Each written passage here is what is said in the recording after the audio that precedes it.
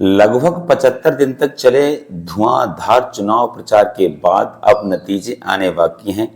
कल 4 जून के लिए नतीजे आ जाएंगे। हालांकि एग्जिट पोल में एनडीए की बम्पर जीत दिखाई जा रही है। जो आंकड़े पहले से बताए जा रहे थे, जो एनडीए कह रहा था कि अब की बार 400 पार, जो एग्जिट पोल्स आ रहे हैं लगभग लगभग वही दिखा रहे हैं। अब ये चीज़ तो क्लेरिफिकेशन कल हो जाएगा कि कितने एग्जिट पोल्स सही रहते हैं, कितने गलत साबित होते हैं और किसकी सरकार आती है और कौन नया प्रधानमंत्री कुर्सी पर बैठता है। लेकिन मैं बात कर रहा हूं आज ऐसे बयानवीरों की जिन्होंने 75 दिन तक चले चुनाव प्रचार में जबरदस्त अपनी बयानबाजी से केवल देश को ही नहीं अपितु पूरे विश्व में अपने बयानों से लोगों को अपनी तरफ आकर्षित किया।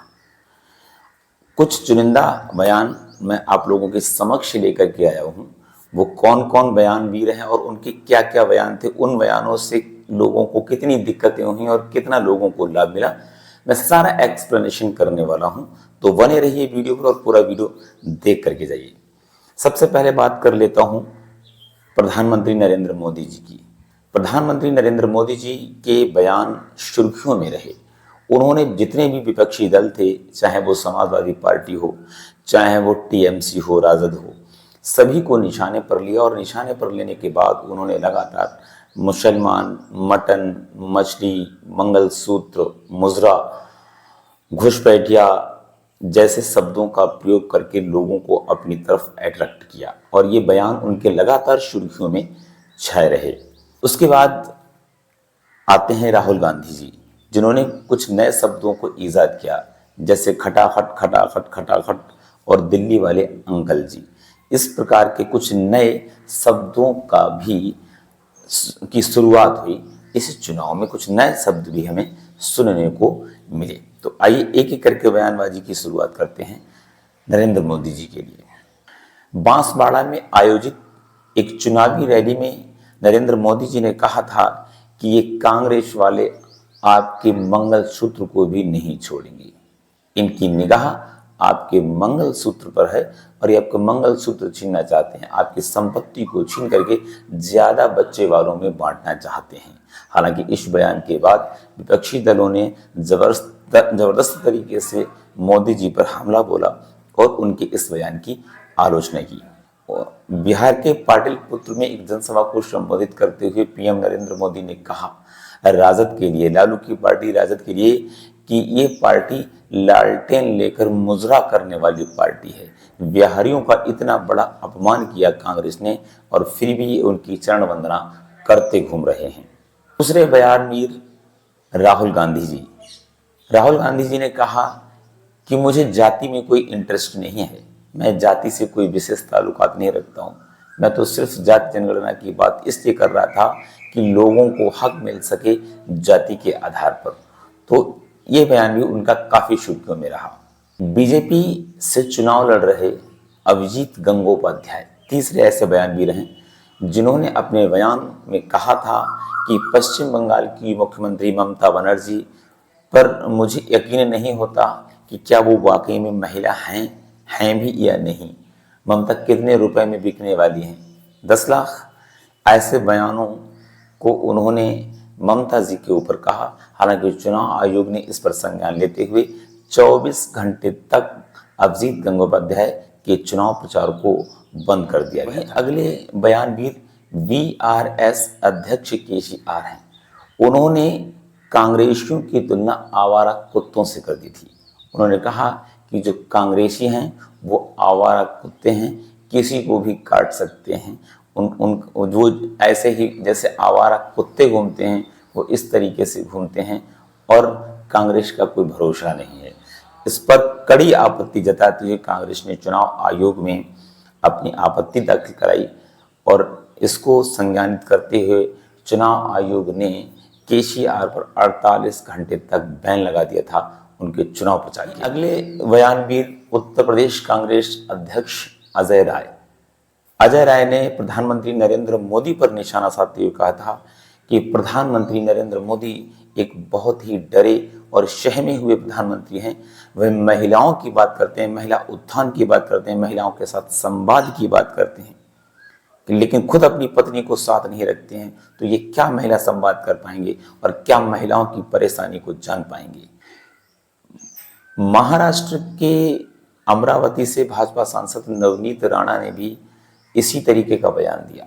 उन्होंने अपने बयानों से लोगों को अपनी तरफ अट्रैक्ट करने की पूरी कोशिश की।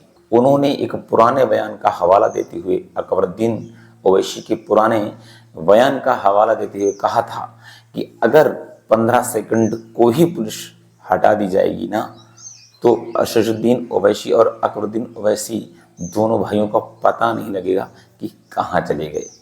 नवनीत राणा का ये बयान बहुत ज़्यादा दिनों तक सुर्खियों में बना रहा और चुनाव प्रचार के दौरान काफ़ी लोगों को अट्रैक्ट किया इस बयान ने।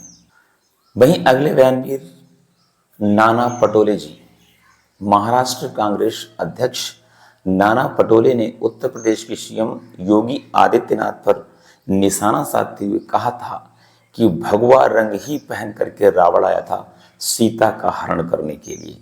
तो आप समझ जाइए कि ये कौन से भगवादारी हैं।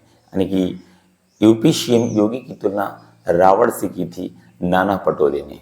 उड़ीसा के पुरी से लोकसभा का चुनाव लड़ रहे और भाजपा के वरिष्ठ प्रवक्ता संबित पात्रा का एक बयान बहुत ज्यादा सुर्खियों में रहा। एक टीवी इंटरव्यू के दौरान एक पत्रकार से वार्ता करते हुए संबित पात्रा ने कहा कि भगवान जगन्नाथपुरी मोदी के भक्त हैं। इस पर बहुत सारे लोगों की प्रतिक्रियाएं आईं और लोगों ने तुरंत इस पर रिएक्शन देना शुरू किया। जब संबित पात्रा को लगा कि मेरा ये बयान गलत है, इस बयान से हमारी किरकिरी हो रही है और पार्टी चुनाव के दौरान हमें नुकसान हो सकता है, तो तुरंत बैक टू पवेलियन होकर के उन्होंने माफ़ी मांग ली कि मैंने जो बयान दिया था वो धोखे से हमारे मुंह से गलत शब्द निकल गए थे। अगले बयानवीर अधीर रंजन चौधरी, कांग्रेस के नेता अधीर रंजन चौधरी ने ममता बनर्जी पर निशाना साधते हुए कहा था कि हमें ममता पर बिल्कुल भी भरोसा नहीं है। ममता पहले भी हमारे गठबंधन में आई थी, शामिल हुई थी, लेकिन हमारे गठबंधन को तोड़ करके वह चली गई थी। इसलिए हम ममता बनर्जी पर बिल्कुल भी भरोसा नहीं कर सकते हैं। और जब उनको लग रहा है कि केंद्र में कांग्रेस की सरकार आ रही है, तो फिर से उन्होंने लाइन लगाना शुरू कर दिया है। अगले बयानवीर हैं फारूक अब्दुल्ला। फारूक अब्दुल्ला ने रक्षा मंत्री राजनाथ सिंह के उस बयान पर, जिसमें राजनाथ सिंह ने पाकिस्तान के पोख की जो विवादित जगह है उसके लिए एक बयान दिया था, इस बयान का पर पलटवार करते हुए फारूक अब्दुल्ला ने कहा कि पाकिस्तान ने चूड़ियां नहीं पहन रखी हैं, उनके पास बम है, वो खाली हाथ नहीं बैठे हैं, इतनी आसानी से नहीं मिल पाएगा पोख। कांग्रेस के सैम पित्रोदा ने एक बहुत ही बड़ा विवादित बयान दिया। उन्होंने कहा कि जिस तरीके से अमेरिका में विरासत टैक्स लगता है, वैसे ही इंडिया में भी विरासत टैक्स पर चर्चा होनी चाहिए, जिसमें उन्होंने कहा कि पिता की मृत्यु के बाद 55% हिस्सा सरकार का हो जाता है और 45% हिस्सा बच्चे का हो जाता है, जो भी संपत्ति पिता की रहती है।